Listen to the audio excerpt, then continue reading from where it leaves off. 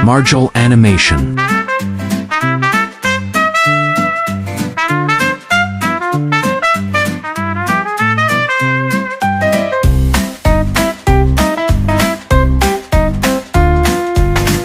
Pinoy at kalikasan. Mga kababayan, napansin nyo ba ang Pinoy laging may diskarte kahit sa kalamidad? Pag bumabagyo, imbes na magpanik, nagla-live pa sa Facebook.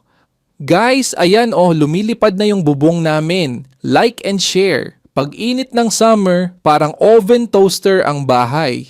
Kaya lahat tayo naka-topless or naka-duster, pawis na pawis. Pero sasabihin pa rin, presko naman at paglindol, automatic ang Pinoy. Bago tumakbo, kukuha muna ng cellphone at charger. Kasi mas okay mawalan ng bahay, huwag lang ng battery. Kaya kahit anong disaster, Pinoy laging may tawa. Kasi para sa atin, basta may kuryente, tubig, at wifi, laban tayo! Salamat po, ako po si Marjol Animation. At ako lang ang komedyanteng walang load pero laging may punchline.